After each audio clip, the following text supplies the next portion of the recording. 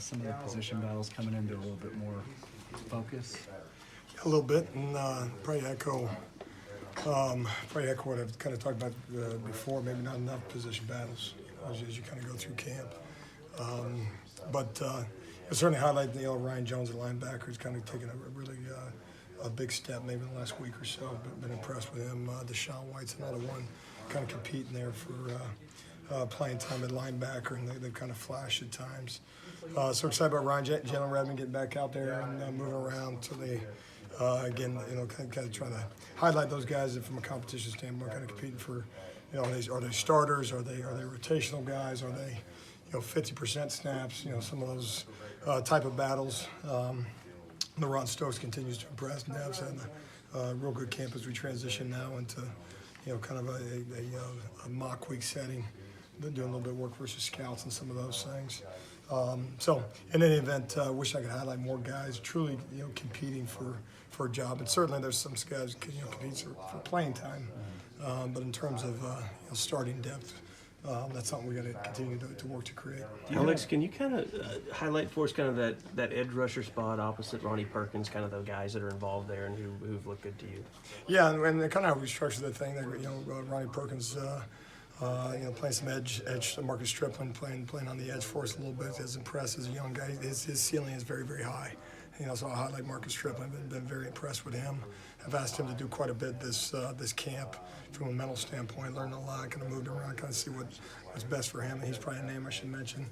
From a depth standpoint, got kind of a guy competing to kind of see what his role is and what his snap count's going to be on Saturdays. But I highlight John Michael Terry as a guy that I don't know from a playing time standpoint how much he's had in the past, but kind of that boundary has done some good things at a rush linebacker spot. Is a high motor guy. Nick Benito's had a tremendous fall, and showed flashes, maybe a little bit in the spring, but was probably one play a day guy positive and a 3 play a day guy negative. Just in terms of assignments and those things. I think that equation is probably flipped, and so I highlight him. And then David Awebu and Joseph Wete at 2 young guys that again high ceiling type of guys, and so what will their role be as we move forward? So kind of all those guys kind of rotating in there. So that it's good that I mentioned several names, and so we'll kind of see how that plays out. You've had a while now, at least I guess a week with Trey Noah being out. Mm-hmm. What have you seen as the guys are competing for take his spot? Well, I see kind of several guys maybe. Didn't realize the role that they might be thrust into, and maybe I think maybe in some respect caught a couple guys maybe off guard in terms of because you start moving. It's not just that spot; you start moving dominoes a little bit. But I will highlight Chance Sylvie's a guy that hasn't played in a while around here. Again has been playing hard. We kind of moved him down there to kind of get a look at him in that role, and has done some good things. And then Buki's another one that. Spent some time there as well, so that's one that's probably a kind of not a closed book yet in terms of what, and how many will kind of serve in that nickel role, and then the trickle down effect across the rest of the secondary. Alex, can you talk a little bit about Jordan Parker and just the move he's made in fall camp? Been impressed with Jordan. He's got another guy coming off an injury, and those guys you just never know what they're going to do, and some of it's. Well, certainly a lot of it's physical, going back to like a Chance Sylvie coming off an Achilles deal. But with JP is, physically, are they able? And then 2, from a mental standpoint, are they willing to cut it loose? Are they willing to play with technique? Are they still hindered that way? And so, been real impressed with him at that. I maybe go back to, having some experience. I think he's kind of leaned on that. Playing some corner for us, and I think Coach Mann's done a great job with him as well. But been pleased with him. Kind of had that tweak. So missed a couple days in the middle. Not a re-injury, but any stretch of imagination. But missed a little time, and so maybe was probably on maybe a steep incline for a while in terms of his trajectory, and it kind of leveled off there a little bit. But no, excited about Jordan. He's a guy's gonna have a role for us. Your overall depth at linebacker, what does it look like? I think it's probably like a lot of spots. We're probably thinner than we want to be, but have enough to certainly compete on Saturday. So you're probably in that. Do you have a full 2 deep? in terms of when you have enough guys to get lined up. But I think depth-wise, talking about again, K9, Kenneth Murray, talking about a guy Brian Mead that's played, has been a kind of a Swiss Army knife in that interior, both spots. And I mentioned Ryan Jones, mentioned Deshaun White, and Brian Osmo is getting better as well. And so, again, like most spots, you're always looking for consistency, and you never have. Here's the reality of it: you don't leave fall camp feeling great ever. Because there's good plays, there's bad plays, there's a winner or loser every drill. There's too many reps in practice to walk off the field. Man, he was awesome today without an issue. So, on the heels of fall camp, there's enough bad plays to give you pause to get excited about too many guys. But all those guys will have a role, so that certainly is a positive. Alex, when you're focused on strip attempts, can that adversely affect tackling? And if so, how do you fight against that? Well, I think the biggest thing is you're going through practice. You're not tackling anyway for the most part, and so we've done some tackle work. Looking at possibly doing a little bit more tackle work this week. Take advantage of the fact that it's not game week.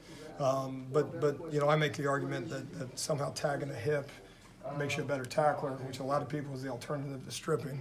I'm not sure the argument on that side of things. And the one thing from a strip standpoint is you got to get in the guy's personal space. And one of the key ingredients to tackling is taking the extra step, not reaching for a guy. Well, I can reach and tag a guy.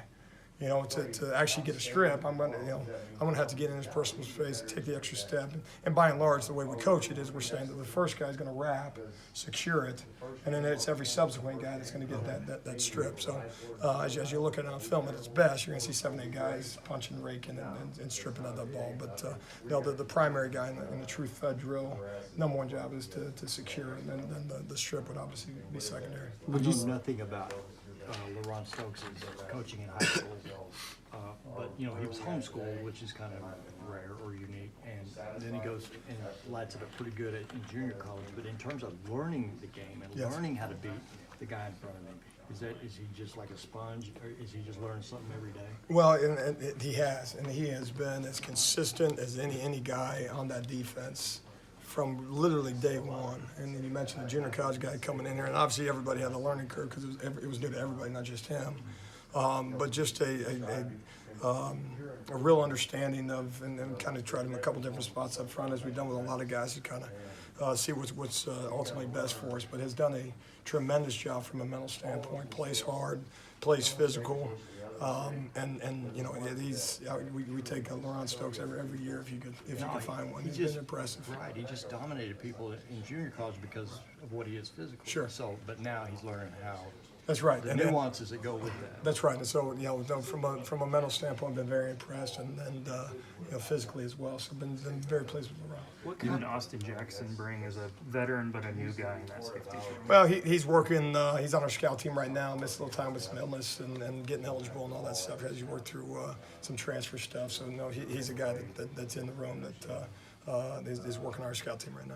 You mentioned it's nice to see Jalen Redmond out there. Is he able to take full contact and then with everybody? Yeah, he is. So he's been full go, no issues, no setbacks, no nothing. And so what you see though is you see a guy that hasn't played football in a long time. So you got to, in fairness to him, football's hard. And so there's a reason we practice. And so it's not, you certainly see some physical gifts, and oh man, do you see them, but, doing it playing and play out and learning. He didn't have spring football, so he didn't have the opportunity some of these other guys have from a mental standpoint. And the same thing, again, what's the best use of him? We're still trying to figure that out. Obviously, a big body that can run. Believe me, we'll find a spot for him. And he's only gotten better and better each and every day, but has shown flashes and, excited about Jalen. Alex, as you prepare for the opener, can you tell me your impressions of Derek King, and how difficult is it to prepare for a team that has a new head coach? Well, it is difficult. One of the challenges is what elements from their previous tenure, again, as a head coach. Obviously, we're talking about West Virginia. What staff involvement in terms of from a game plan standpoint will take place as they prepare for us. And so, what you don't want to imply is that you know exactly what you're going to see here in a couple Sundays. I think that you go down a bad path when you do that. Certainly, you got to lean on the video that you can find to kind of suggest maybe what you're going to see. But it's appropriate as you prepare your guys not to say that that we're playing West Virginia next Sunday. And you mentioned at the quarterback spot a very dynamic athlete. Fortunate we see one, and more than one on a day-to-day basis, which helps us certainly in some ways. We have a lot of respect for him and how they're going to use him. It's going to be a wait and see, and to pretend like we're going to know exactly, like I said, is naive on our part. So lean on the film, and then make sure that we're playing with an effort to fix the plays that we don't have a chance to rep prior to seeing them on Sunday. Knowing the potential of Jalen Redmond, I mean, as a coach, did you kind of have to go through a wait and see, like, he gets out, he's finally out there in pads, but he has a practice. The next day, do you come back saying, is he okay? Can he do it again? I mean, was there a process you had to go through just as a coach? Well, and what you want to do is you immediately see a big athlete, you want to take every single rep. Why is he coming off the field type stuff? But you obviously got to be smart and make sure from a physical standpoint he can hold up and all those things. The good thing, the doctors, obviously, they give you the thumbs up, thumbs down, so no decisions have to be made by you as a coach that way. So when they give the thumbs up and they said all clear, all go, and that happened obviously from just a running standpoint this summer, and then physically, once you get the pads on. And so in any event, it really has been, once he's been cleared, he's been full go, and again, full go from the standpoint he can make contact, he can run and those things, but to suggest a guy that hasn't played football in a while, it's something he's continuing to work through. But heard a lot about him, in the spring. The guy standing on the sideline looked big, and heard some positive things. So it's been good to see him in action. Where it's very, very high ceiling for him. You touched on this last week. When you've been at Washington State, now you've been at Ohio State, now here. Shane Beamer, when he first got here, mentioned this offense was on the cutting edge of what they're doing. Is that something that you notice every day? Well, it is. I mean, I think elite run game combined with elite passing game is rare. I mean, a lot of the time, offensive will lean on one versus the other. As you go against this every day, to suggest that you can take something away is kind of naive from a defensive standpoint. So you got to lean on your rules. You got to lean on again your effort, and you got to make sure that the 5-yarder doesn't go for 10, the 10 doesn't go for 20, and with these guys, I mean, historically, you watch them on film, the 20s go for 50, and it's on the extreme side, and it is from a respect standpoint. If you want to play good in coverage, there's limited things you can do from a count standpoint versus the run game, and conversely, if you, from a run standpoint, you want numbers, then you got less numbers in the pass game. So, not to simplify it, but it really comes down to that, a lot of times. And in the end, you got to make plays, and they make plays at an elite level, and obviously very, very well coached across the board. Your quarterback spot has got a lot of depth. Obviously, it's got a lot of experience. Is it probably your most, competitive? Yeah, I would say so. I think at its best, it has been, and at its worst, it's been similar to some of the other spots where you're won tomorrow, even despite your performance today, and that's what you're trying to create is a situation where your performance dictates tomorrow's depth chart. But again, at its best, been very pleased with some of the guys. Pernell Motley has come a long way, and I highlight those guys again. Coach Manning does a great job with them. Probably the most improved group on the defense. Trey Brown, mentioned Jordan Parker, Miguel Edwards getting better. Jaden Davis, a young guy that has done some good things for us. So, been very pleased with the progress. Again, at its best, and then the reality is, it's a tall order out there. When you're on islands, you gotta perform today, tomorrow, the next day. And one bad play costs you 7. And so, in any event, the competition's been good at times, and something's got to continue over the next week and a half. Which side are you on, Alex? You wish you had another month, or you wish you had a game tonight? No, I tell you this. I'm awfully excited to play a game. I'm awfully excited to watch these guys compete. I mean, that's what you're in it for, But on the same token, no, you're never ready for game one, especially when it's a new staff. And so we got to take advantage of every minute up until next Sunday. The other side's not ready.